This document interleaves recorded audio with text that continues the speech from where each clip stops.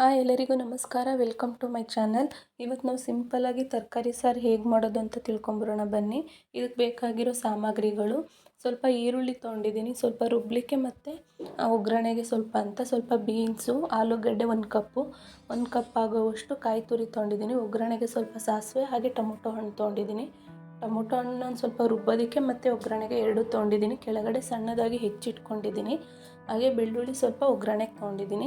ಹಾಗೆ ಒಂದು ಬೇಳೆನ ನಾನು ಕೂಗಿಸಿದ್ದೀನಿ. 1 ಕಪ್ ಆಗುವಷ್ಟು ಬೇಳೆನ ಕೂಗಿಸಿ ಇಟ್ಕೊಂಡಿದ್ದೀನಿ ನಾನು. ಬನ್ನಿ ಈಗ ಇದನ್ನು ಹೇಗೆ ಮಾಡೋದು ಅಂತ ನಾವು ತಿಳ್ಕೊಂಬರೋಣ. ಮೊದಲಿಗೆ ನಾವಿಲ್ಲಿ ಒಂದು ಕುಕ್ಕರ್ ಇಟ್ಕೊಂಡಿದ್ದೀವಿ. ಸ್ವಲ್ಪ ಎಣ್ಣೆ ಹಾಕ್ಕೊಳ್ಳೋಣ. ನಾನಿಲ್ಲಿ ತೆಂಗಿನ ಎಣ್ಣೆ ಹಾಕ್ಕೊತಾ ಇದ್ದೀನಿ. ನಿಮಗೆ ಯಾವ ಎಣ್ಣೆ ಬೇಕೋ ಅದನ್ನ ಹಾಕ್ಕೊಳ್ಳಿ ನೀವು. ನಂತರ ನಾನು ಸ್ವಲ್ಪ ಸಾಸಿವೆ ಹಾಕ್ಕೊತಾ ಇದ್ದೀನಿ. ಸಾಸಿವೆ ಸಿಡಿತಿದ ನಂತರ ನಾವು ತರಕಾರಿ ಎಲ್ಲ ಹಾಕ್ಕೊಂಡು ಚೆನ್ನಾಗಿ ಒಗ್ಗರಣೆ ಮಾಡ್ಕೋಬೇಕಾಗುತ್ತೆ. ಅಷ್ಟರಲ್ಲಿ ಇನ್ನೂ ಯಾರು ನಮ್ಮ ಚಾನಲ್ನ ಸಬ್ಸ್ಕ್ರೈಬ್ ಮಾಡಿಲ್ಲ, ಪ್ಲೀಸ್ ಸಬ್ಸ್ಕ್ರೈಬ್ ಮಾಡಿ.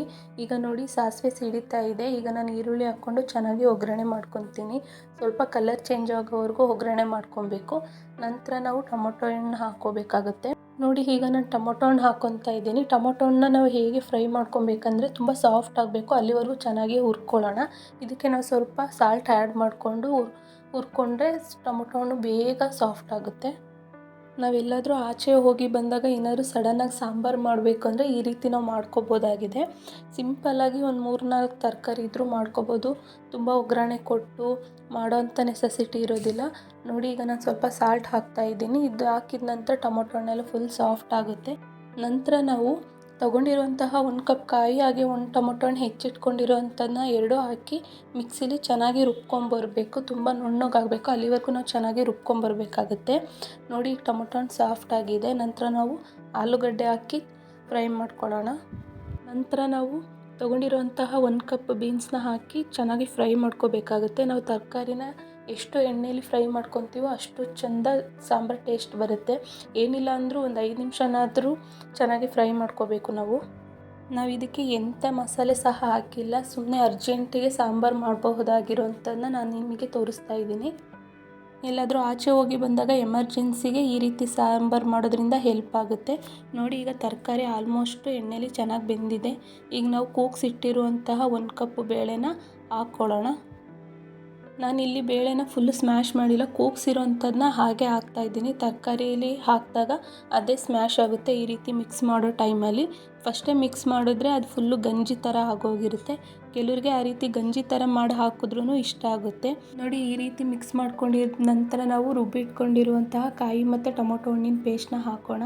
ಇದಕ್ಕೆ ನಾವು ಸ್ವಲ್ಪ ಮಿಕ್ಸಿ ಜಾರ್ಗೆ ನೀರು ಹಾಕಿ ಸ್ವಲ್ಪ ಹಿಂಗೆ ಶೇಕ್ ಮಾಡಿ ಹಾಕೋಣ. ನೀರು ಎಷ್ಟು ಬೇಕು ಈಗಲೇ ನೋಡಿ ಹಾಕ್ಕೊಳ್ಳಿ. ತುಂಬ ತೆಳು ಮಾಡಬೇಡಿ, ತುಂಬ ಗಟ್ಟಿನೂ ಮಾಡಬೇಡಿ. ಇದು ಸಿಂಪಲ್ ಸಾಂಬಾರು ಆಗಿರೋದ್ರಿಂದ ಒಂದು ಮೀಡಿಯಮ್ ಆಗಿದ್ದರೆ ಸಾಕು. ಇದಕ್ಕೆ ನಾನು ಸ್ವಲ್ಪ ಖಾರದ ಪುಡಿ ಹಾಕ್ತಾಯಿದ್ದೀನಿ. ಖಾರದ ಪುಡಿ ನೋಡಿ ಹಾಕ್ಕೊಳ್ಳಿ. ನಮ್ಮ ಮನೆಯಲ್ಲಿ ಖಾರ ಒಂದು ಮೀಡಿಯಮ್ ಆಗಿದೆ. ಕೆಲವ್ರ ಮನೆ ಖಾರದ ಪುಡಿ ಸ್ವಲ್ಪ ಖಾರ ಜಾಸ್ತಿ ಇರುತ್ತೆ, ಅದಕ್ಕೆ ನಾನು ಸ್ವಲ್ಪ ಸಾಂಬಾರು ಪುಡಿ ಆ್ಯಡ್ ಮಾಡ್ಕೊತಾ ಇದ್ದೀನಿ. ಈಗ ಚೆನ್ನಾಗಿ ಮಿಕ್ಸ್ ಮಾಡ್ಕೊಳ್ಳಿ. ಅದು ಸ್ವಲ್ಪ ಗಂಟಂಗಿರುತ್ತೆ. ಆ ಗಂಟೆಲ್ಲ ಸ್ವಲ್ಪ ಈ ರೀತಿ ಒಡ್ಕೊಂಡು ಚೆನ್ನಾಗಿ ಮಿಕ್ಸ್ ಮಾಡ್ಕೊಳ್ಳಿ.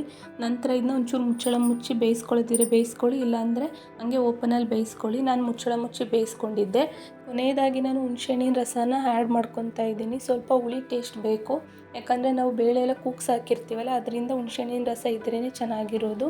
ಕೊನೆಯದಾಗಿ ನಾವು ಇಲ್ಲಿ ಸ್ವಲ್ಪ ಕೊತ್ತಂಬರಿ ಸೊಪ್ಪು ಆ್ಯಡ್ ಮಾಡಿದ್ರೆ ಸಾಂಬಾರು ಆದಂಗೆ. ಸಿಂಪಲ್ಲಾಗಿ ಸಾಂಬಾರು ಮಾಡಿದ್ರೂ ಟೇಸ್ಟ್ ಅಂತೂ ತುಂಬಾ ಚೆನ್ನಾಗಿರುತ್ತೆ. ಈ ವಿಡಿಯೋ ಏನಾದರೂ ನಿಮ್ಗೆ ಇಷ್ಟ ಆಗಿದರೆ ದಯವಿಟ್ಟು ಸಬ್ಸ್ಕ್ರೈಬ್ ಮಾಡಿ, ಹಾಗೆ ಲೈಕ್ ಮಾಡಿ, ಕಮೆಂಟ್ ಮಾಡೋದು ಮರಿಬೇಡಿ. ಇದು ಅನ್ನದ ಜೊತೆಗಂತೂ ತುಂಬಾ ಚೆನ್ನಾಗಿರುತ್ತೆ. ನೀವು ಒಂದು ಸಲ ಮರಿದಲ್ಲೇ ಟ್ರೈ ಮಾಡಿ.